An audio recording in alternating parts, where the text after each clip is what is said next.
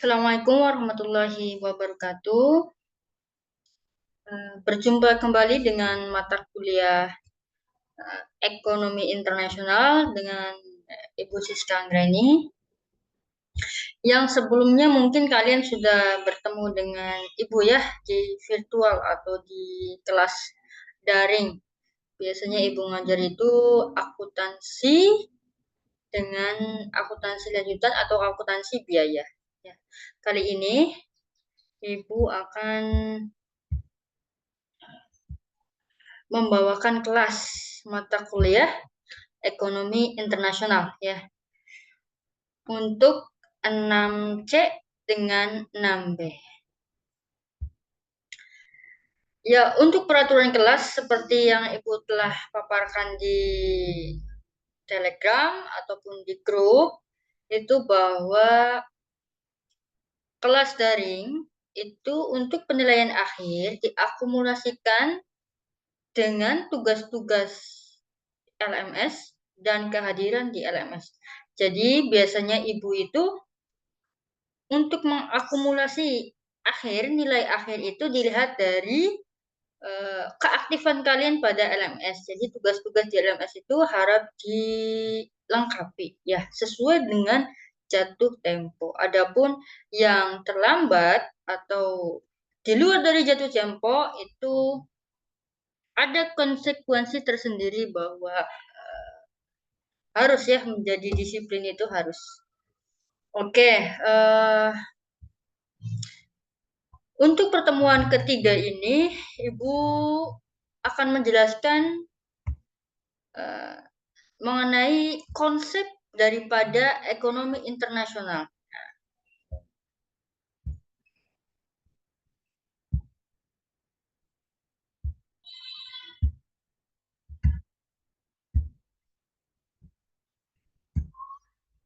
Oke, terlihat ya.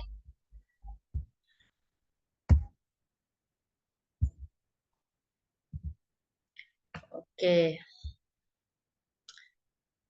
Kerjasama ekonomi dan perdagangan internasional. Ekonomi internasional itu biasanya berkaitan dengan yang pertama adalah berkaitan dengan keekonomian, kegiatan ekonominya ya, kegiatan ekonomi. Nah, kegiatan ekonomi itu biasanya dalam skala internasional atau global itu adalah kerjasama ekonomi ya, kerjasama ekonomi. Nah, adapun bentuk dari kerjasama ekonomi itu biasanya ada yang namanya perdagangan internasional. Itu bentuk atau jenis dari kerjasama ekonomi. Kemudian yang kedua itu ada yang namanya kerjasama antar negara dalam militer. Itu ada. Itu kerjasama ya, kerjasama. Tapi tidak bentuk dalam ekonomi, tapi dalam hal kemiliteran. Adapun dalam misal olahraga atau persahabatan, itu biasanya ada Olimpik ya, kemudian ada ASEAN gitu, ada Asia Games gitu kan, ASEAN Games. Nah, itu contoh dari bentuk kerjasama internasional. Nah, salah satu kerjasama ekonomi bentuknya itu adalah perdagangan internasional. Perdagangan internasional. Jadi, pada intinya, ekonomi internasional itu berkaitan dengan kerjasama ekonomi yang di dalamnya terdapat kegiatan perdagangan internasional. Ya, intinya seperti itu. Oke, lanjut ya. Sebelum kita jauh, harus ngerti dulu, paham konsep itu kerjasama ekonomi itu apa sih. Nah, kemudian masuk pada perdagangan internasional itu apa. Ya, kerjasama ekonomi itu berkaitan dengan seluruh bangsa-bangsa yang ada di dunia, mau itu tingkat Asia, ASEAN itu ya, ASEAN, Asia, atau skalanya skala internasional secara global atau Europe gitu. Nah, itu merupakan kepentingan bersama untuk menyelaraskan tujuan di mana untuk meningkatkan kesejahteraan negara tersebut. Tidak mungkin seorang negara atau tidak mungkin suatu negara, wilayah itu dapat berdiri sendiri tanpa ada bantuan dari negara lain. Begitupun ibaratnya kita sebagai makhluk sosial. Kita itu membutuhkan individu lain itu sebagai suatu kegiatan interaksi sosial. Ini kita nggak bisa nih hidup sendiri, itu nggak bisa. Pasti kita membutuhkan yang namanya bantuan orang lain. Selayaknya sebuah manusia, negara pun itu tidak mungkin berdiri sendiri. Pasti membutuhkan adanya hubungan internasional atau kerjasama internasional, namanya hubungan bilateral internasional ya dengan negara lain. Entah itu secara ekonomi, militer, dan kegiatan lainnya. Nah, dalam hal ini khususnya pada ekonomi internasional itu berkaitan dengan perdagangan internasional yang biasanya ada contoh negara A dan negara B. Biasanya itu tentang pertukaran barang atau jasa, di mana di luar dari batas kewilayahan itu masuk pada kegiatan perdagangan internasional. Ya, kemudian lanjut. Ini ada tujuan ya dari kerjasama ekonomi. Ada beberapa fungsi. Kenapa sih harus bekerja sama dalam membangun ekonomi? Nah, salah satunya adalah ya, yang pertama itu adalah untuk meningkatkan cadangan valuta asing atau devisa negara.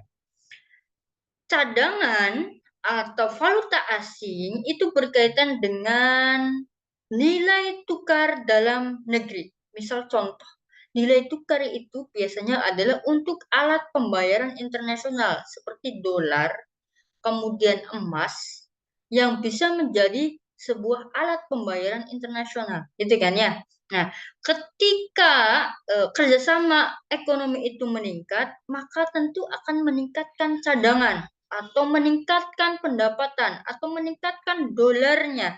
Nah, dolar ini, alat pembayaran ini dapat dikatakan sebagai cadangan valuta asing atau devisa negara. Gitu ya.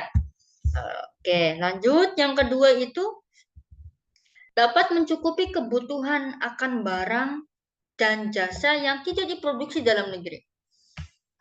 Pada dasarnya, kerjasama ekonomi adalah untuk meningkatkan taraf hidup yang lebih baik atau guna untuk memenuhi kebutuhan masyarakat. Artinya bahwa ketika, misal contoh Indonesia itu dulu sebagai swasembada pada zamannya Pak Soeharto ya. Tapi sekarang, misal contoh ya, Indonesia kebutuhan pangannya kan biasanya harus 100%. Bisa kita asumsikan 100% ya.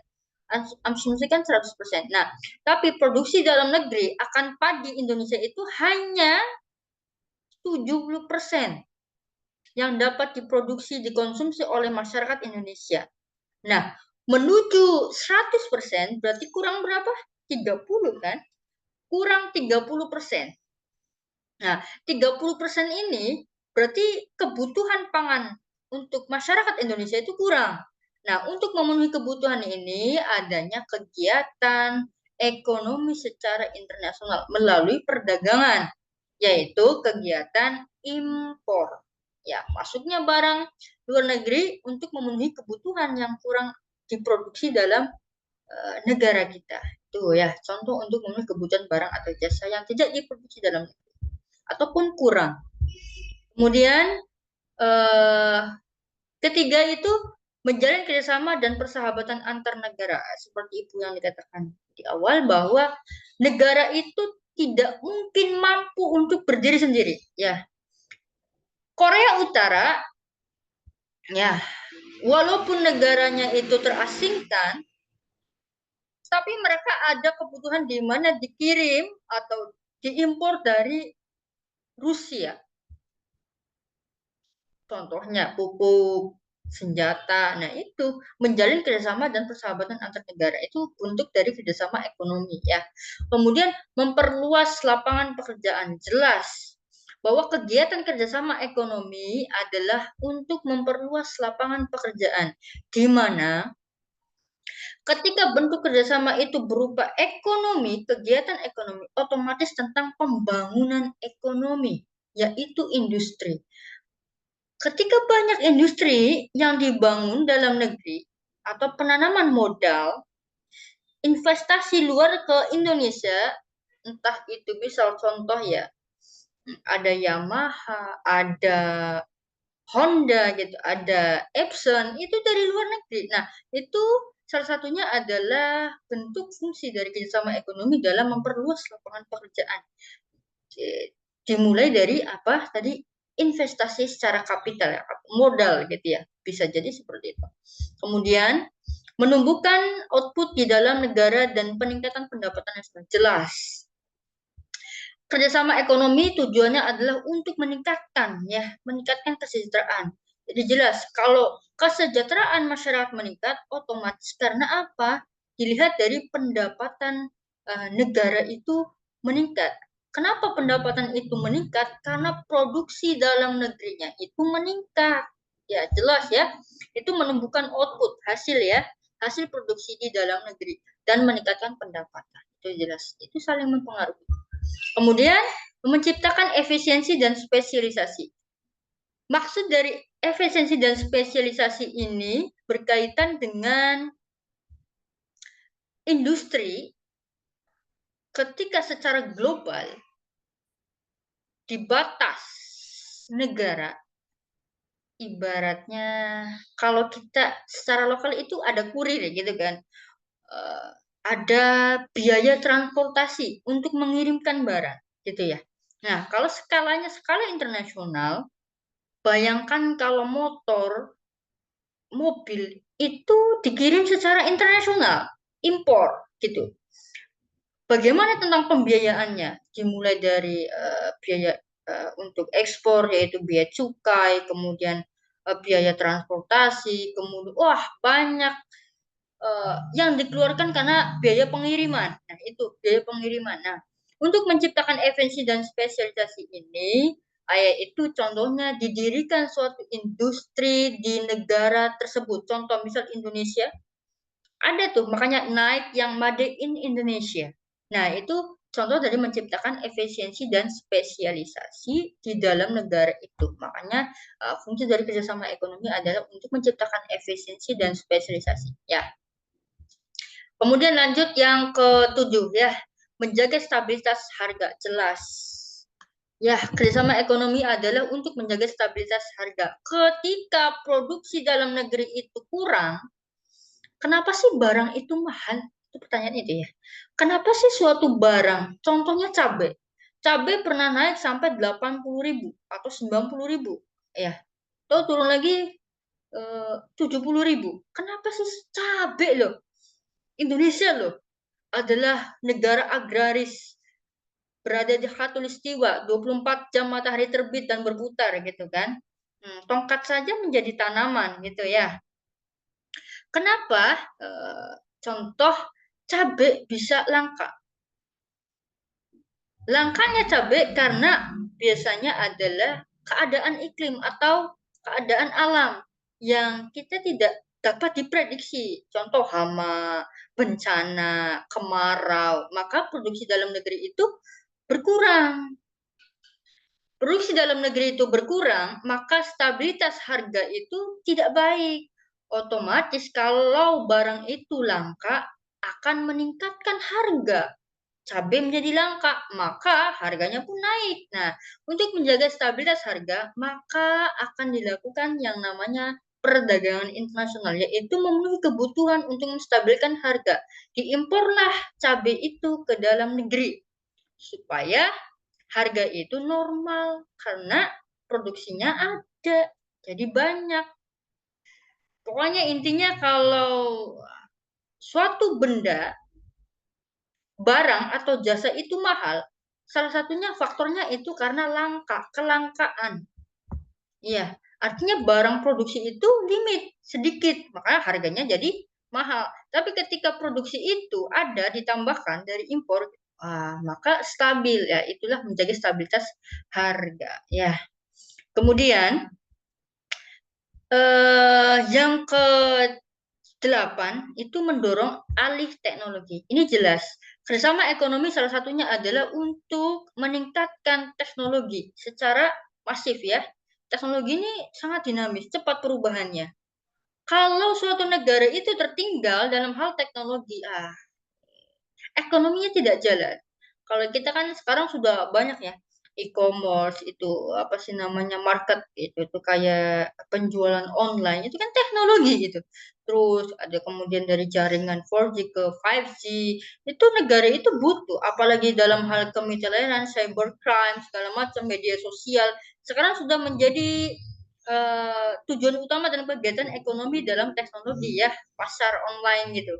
Nah, itu ya contoh dalam mendorong alih teknologi dalam kerjasama ekonomi. Kemudian yang terakhir itu mendorong semangat berprestasi dan bersaing. Dulu kita pernah mendengar adanya ekonomi global. Ekonomi global itu adalah ekonomi di mana masuknya ketenagaan kerja asing dalam negeri.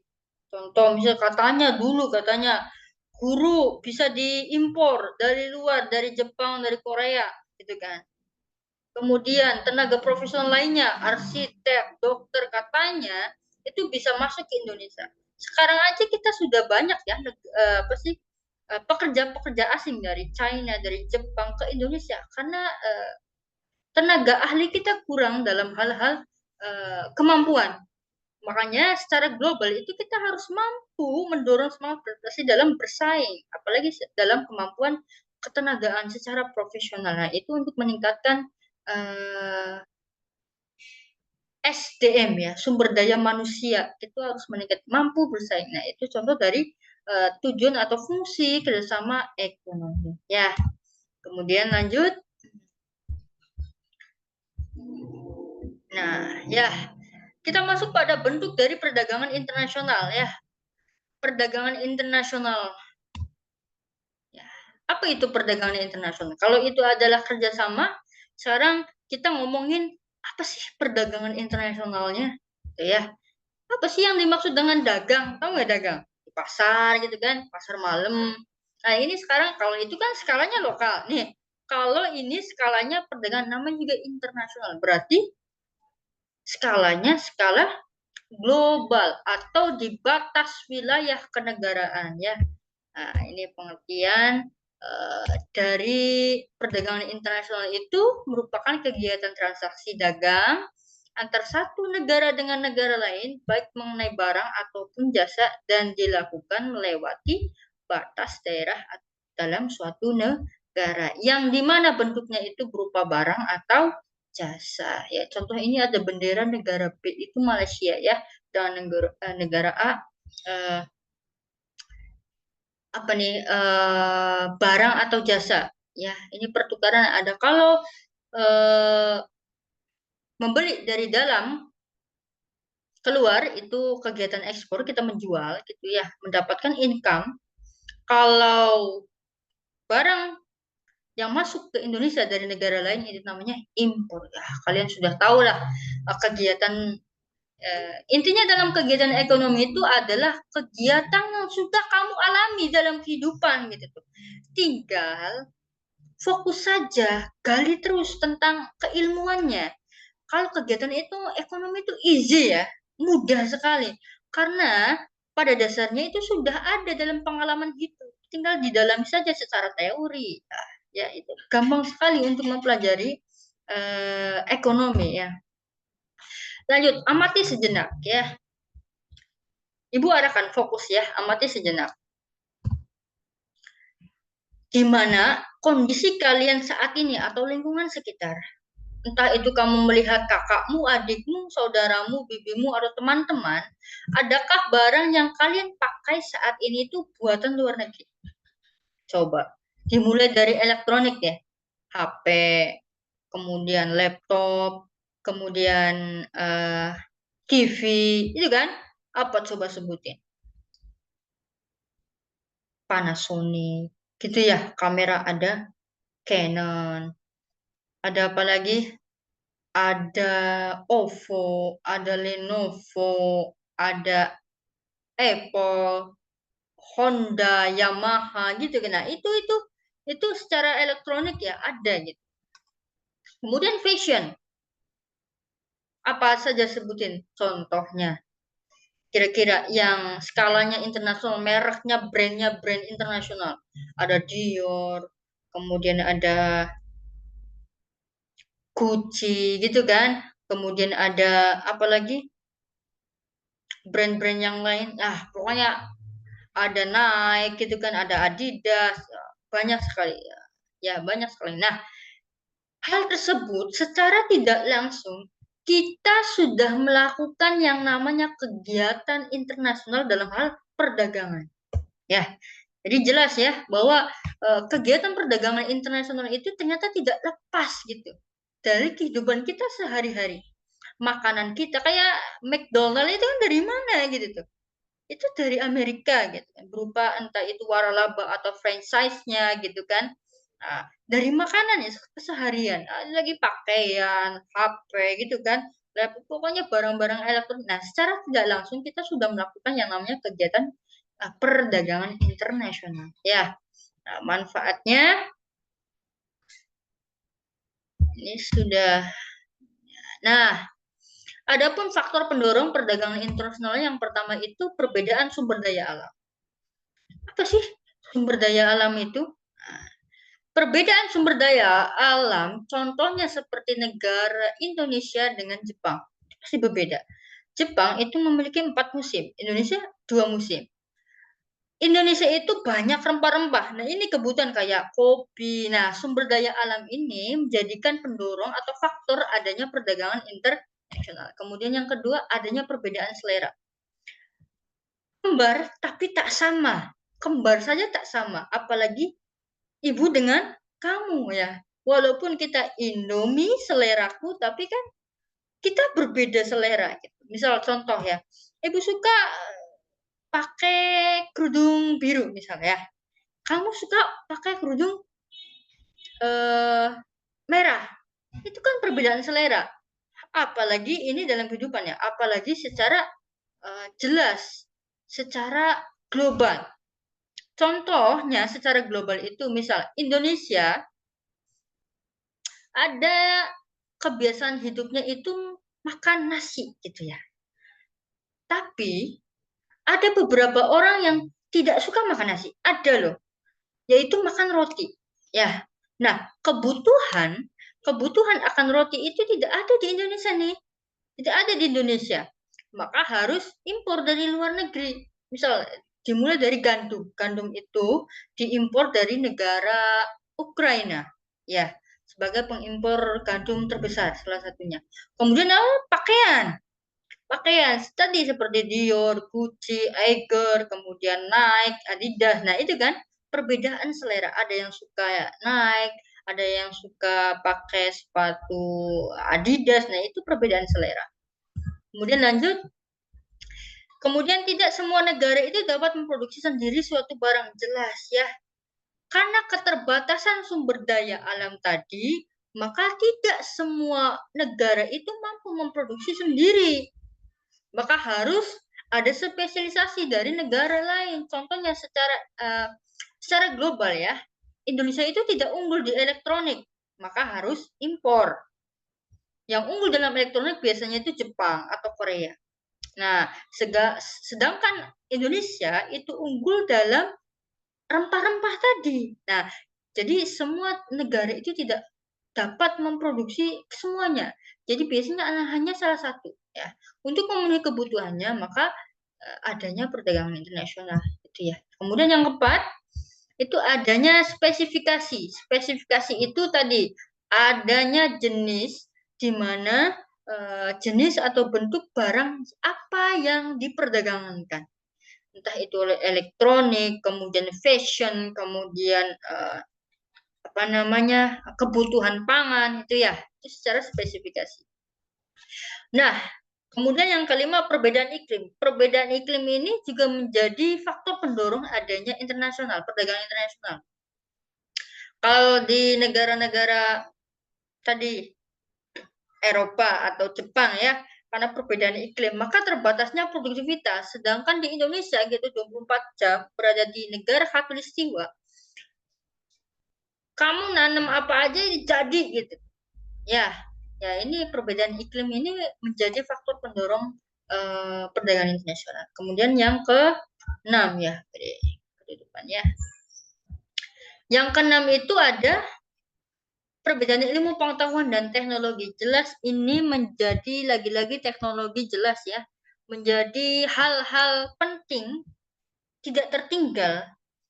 Teknologi atau ilmu pengetahuan itu menjadi hal wajib yang selalu diikuti, yang harus selalu berkembang dan berinovasi dalam suatu negara. Ya.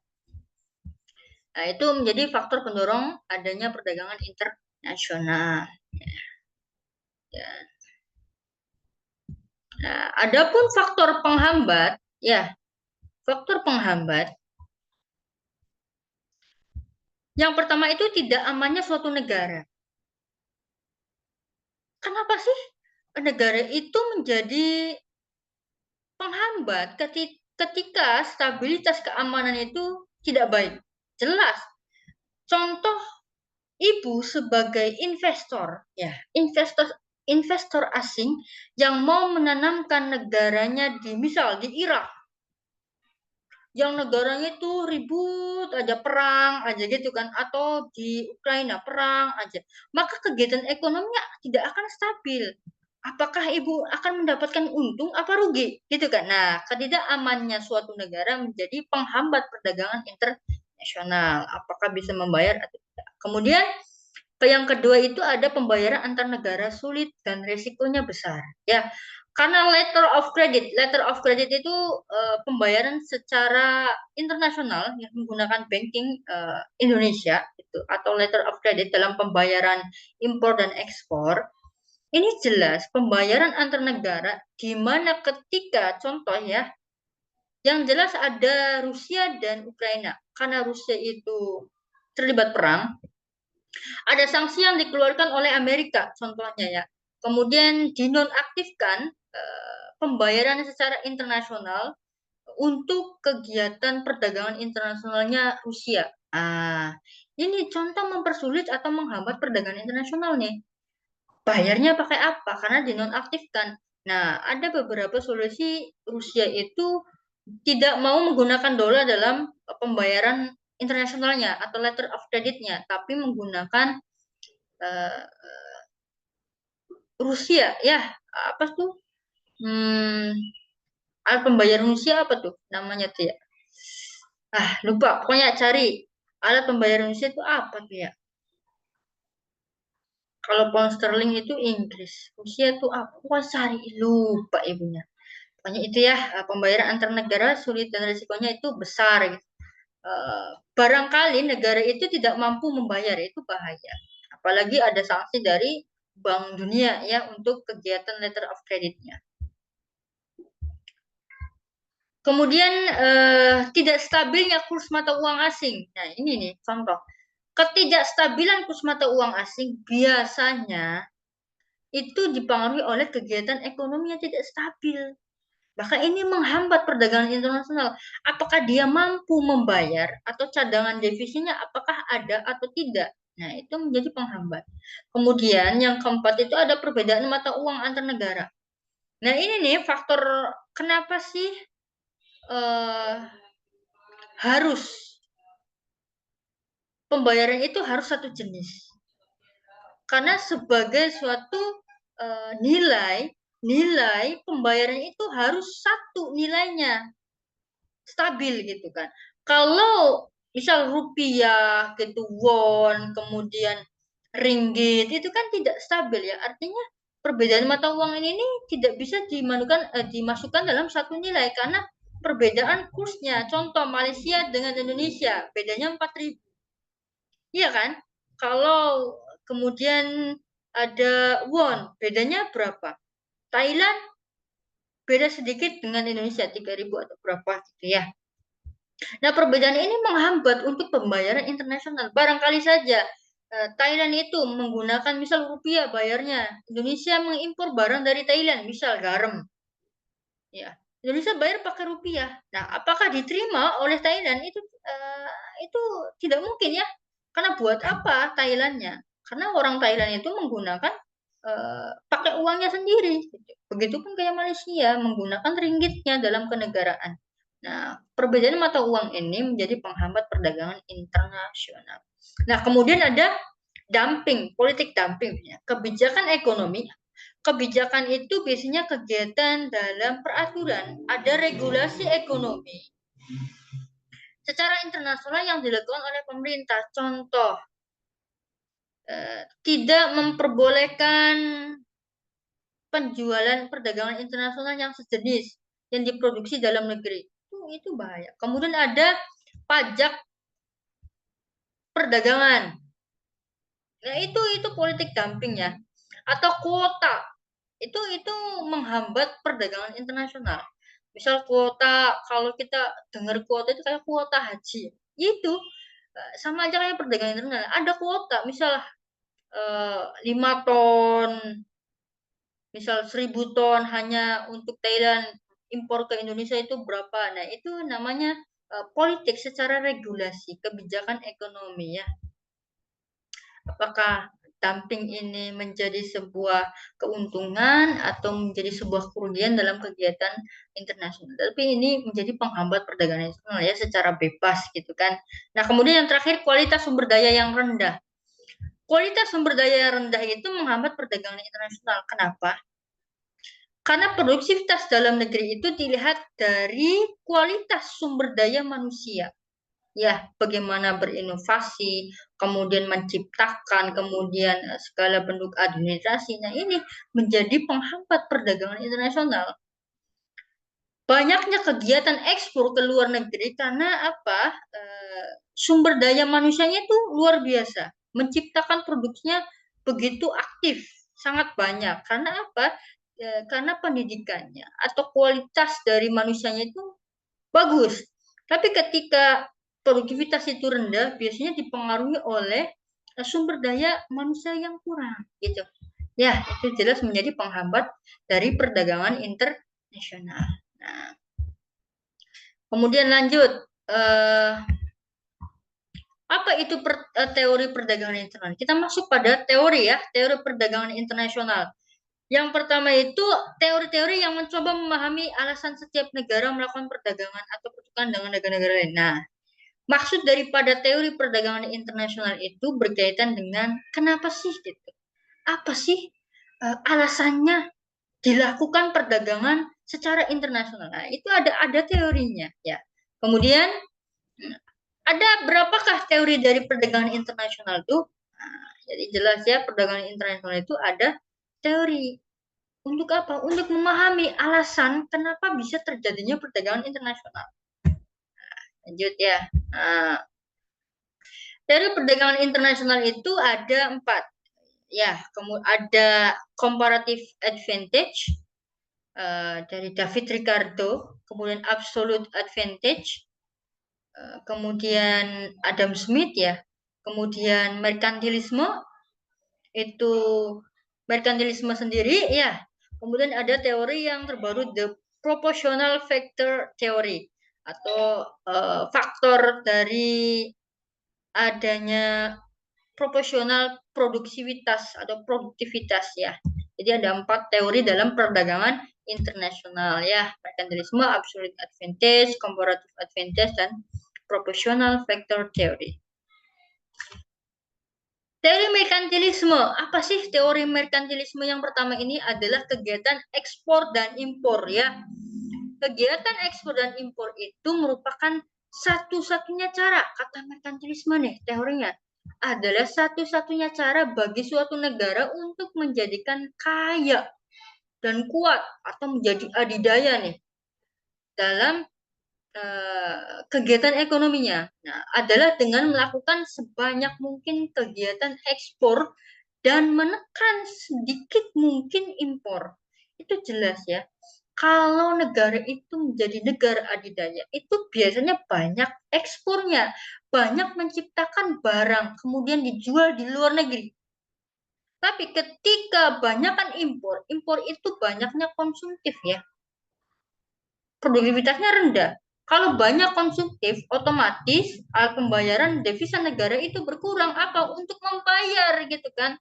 Kamu beli kemudian bayar. Semakin banyak kamu mengkonsumsi, maka uang kamu akan habis. Jadi kalau banyakkan ekspor itu akan surplus, namanya untung. Tapi kalau lebih banyak timbangan impor dibandingkan ekspor, maka akan defisit, gitu ya. Lanjut. Nah, ada kata Adam Smith nih, ada teori keunggulan mutlak atau absolute advantage ya. Teori dari Adam Smith bahwa negara itu melakukan perdagangan internasional dengan negara lain jika negara tersebut memiliki keunggulan mutlak. Nah, atau absolute advantage.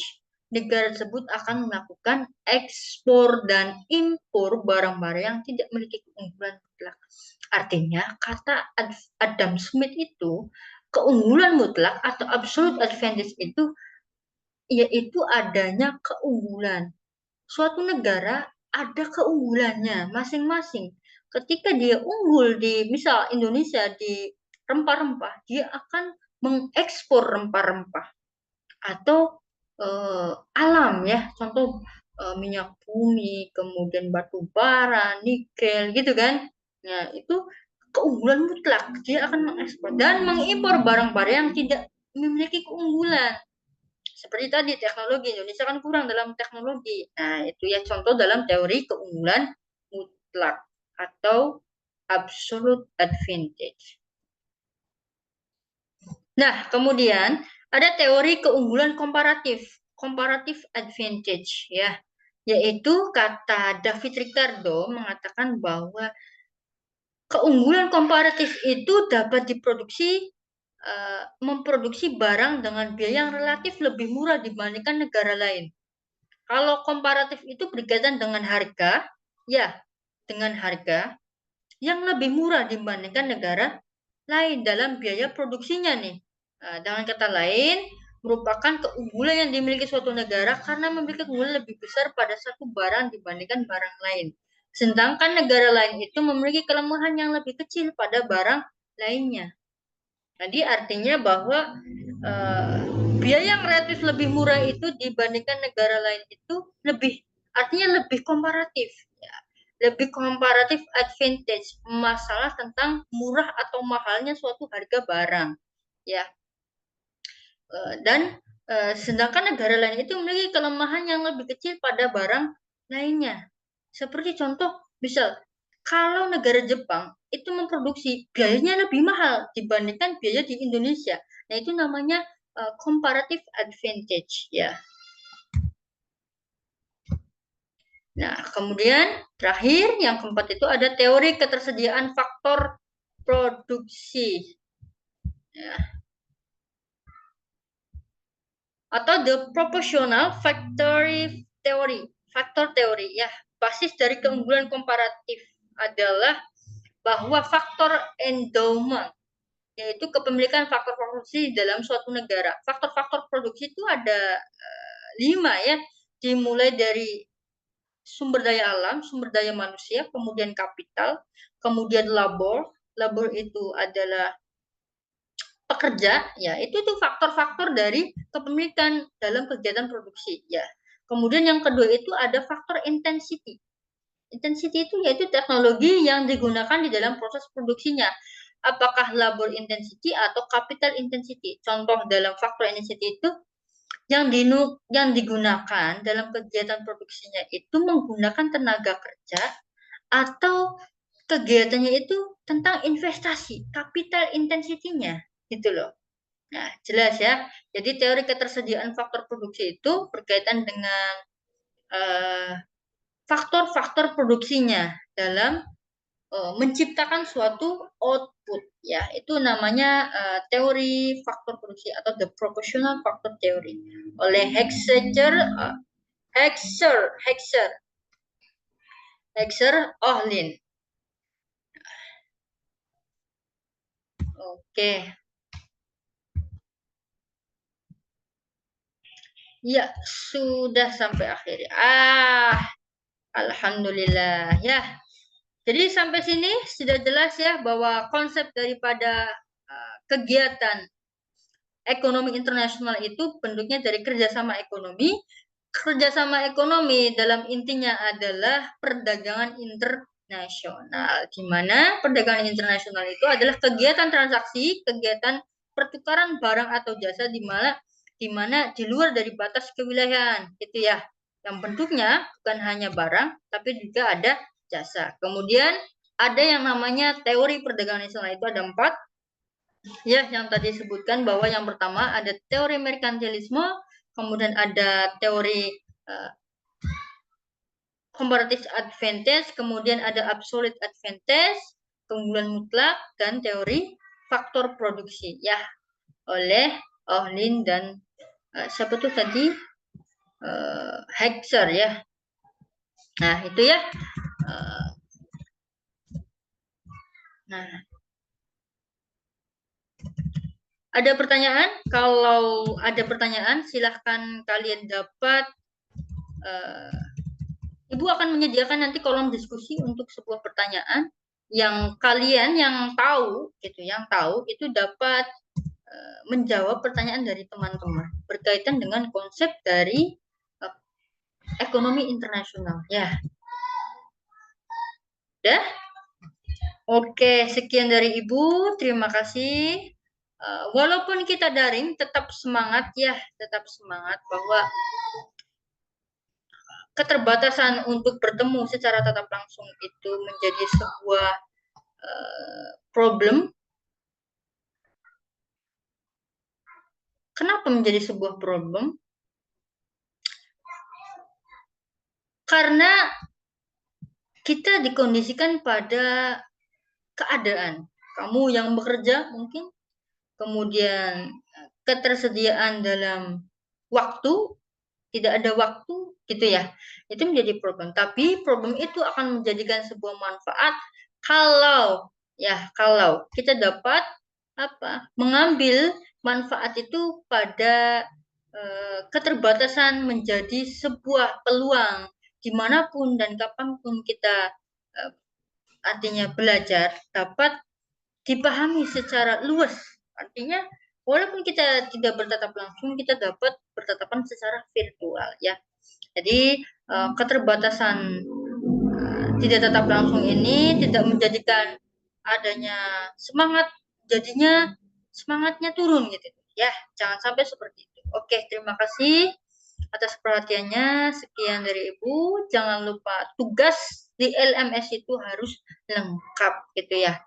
Kalaupun tidak lengkap, Ibu akan berikan jatuh tempo lah 1 hari 2 hari setelahnya kalau ada yang mau. Kalau tidak ada, Ibu akan tutup gitu ya. Jadi kalau di akhir, Bu ini pengirimannya kurang, atau Bu saya susah ini, Bu saya terlambat, kita harus belajar menjadi orang yang disiplin ya dalam pembelajaran secara virtual maupun secara daring ini gitu ya. Harus memiliki tanggung jawab. Ibu mengerti bahwa kalian itu bekerja. Tapi ketika kalian sudah memilih sesuatu, kalian harus mempertanggungjawabkan. Kenapa kamu memilih hal itu? Kalau kamu tidak mampu bertanggung jawab, gitu ya. Artinya, kalian kuliah itu berarti salah satu tanggung jawab kalian. Kamu harus bisa membagi waktu dan mampu bertanggung jawab terhadap apa menjadi pilihanmu, gitu ya. Oke, sekian dari Ibu. Terima kasih. Kurang lebihnya, sekian. Assalamualaikum warahmatullahi wabarakatuh.